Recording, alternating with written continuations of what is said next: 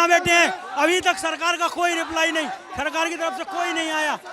क्या देश के युवा की कह रहा हूँ प्रशासन करप्ट है ऐसी, क्योंकि बच्चे यहाँ छोड़ के अपना पढ़ाई लिखाई छोड़ के यहाँ धरना दे रहे हैं। यूपीएससी वैकेंसी आया है, एक से एक सेक्शन वैकेंसी आई, जिसकी वजह से बच्चों को पढ़ना चाहिए, लाइब्रेरी कोचिंग, लेकिन बच्चे नहीं पढ़ पा रहे हैं। क्यों? ये एसएससी की वजह से। ऐसा अगर मिनिस्ट्री ना करेगी, गलती काम ना करेगी, तो यहाँ बच्चों को नहीं आना पड़ेगा।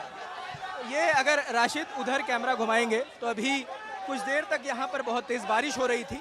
सभी लोगों के हाथ में कोई लोग ये गद्दा अपने सर पर गद्दा रखे हुए थे, कोई जो घर से छाता लेकर आए थे वो छाते का इस्तेमाल कर रहे थे। और अभी जैसे जैसे बारिश धीमी होती जा रही है और वैसे वैसे लोग फिर से शांतिपूर्वक बैठ गए हैं और इनका आंदोलन, इनका कहना है कि लगातार जारी रहेगा।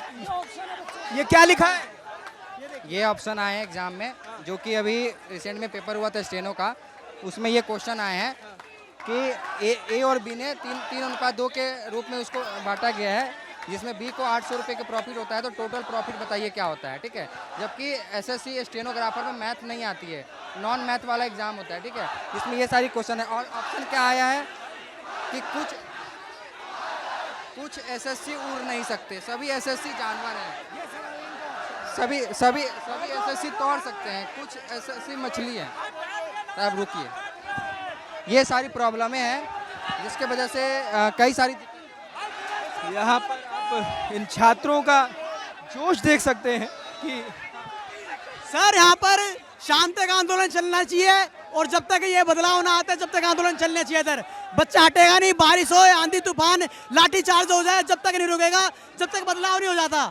बच्चों की लाइफ का सवाल है। एसएससी को भाई एक भी नहीं हटेगा यहाँ से, एक भी। कोई भी काम ठीक से नहीं हो रहा, ना समय पर। जब छात्र बोला है, सिंहासन डोला है, हम किसी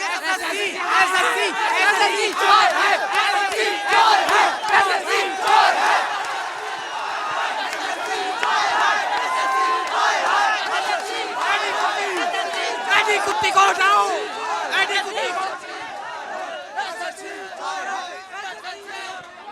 यहाँ पर दिक्कतें हैं इस पेपर में, बहुत सारी ऐसी दिक्कतें हैं जिनको रिफॉर्म करने की ज़रूरत है। ठीक है, जैसे कि अभी जो सीजीएल का पेपर होने वाला अगले मंथ जो पेपर होने वाला सीजीएल का, उसमें मैं यही विनती करता हूं कि ये सही ढंग से होते जाए, क्योंकि ये मेरा सेकेंड लास्ट अटैम्प्ट है। अगर मेरा इस बार सिलेक्शन नहीं हुआ तो मेरे घर वाले ने पैसा देना बंद कर देंगे। मेरी माँ मेरे से बहुत उम्मीद करके बैठी हुई है कि बेटा तुम्हारा इस बार सिलेक्शन हो तो जाएगा ना, लेकिन मैं उनको कैसे बताऊं कि मैं सिस्टम के शिकार हो चुका हूं। अगर ये सही ढंग से नहीं ले पाएंगे पेपर तो मैं कैसे दे पाऊंगा सब कुछ। मैं इतना परेशान हो चुका हूं, मेरे पापा मेरे से इतना ज़्यादा उम्मीद लगा के बैठे हैं, मेरे नाना नानी, मेरे सारा घर परिवार, मेरा गांव समाज सब मेरे से पूछ रहा है कि कहाँ से हो आप?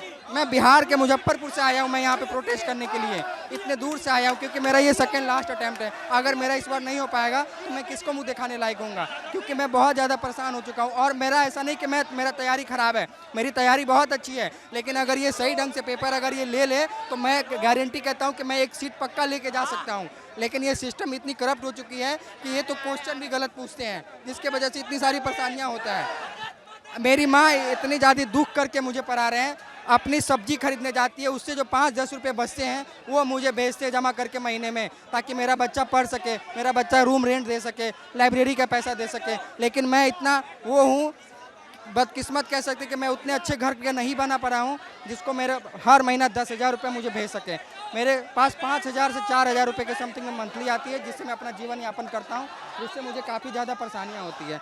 मैं बस यही रिक्वेस्ट करना चाहता हूँ सरकार से कि जो ये दिक्कतें हैं, जो ये प्रॉब्लम हो रही है, बच्चे इतने परेशान हैं, ये सारी सोल्यूशन जो है इसको किया जाए, ताकि मैं जो सीजीएल पेपर जो देने वाला हूँ अगले मंथ में वो सही ढंग से हो पाए, क्योंकि मैं बहुत ज़्यादा इस चीज़ से परेशान हो चुका हूँ।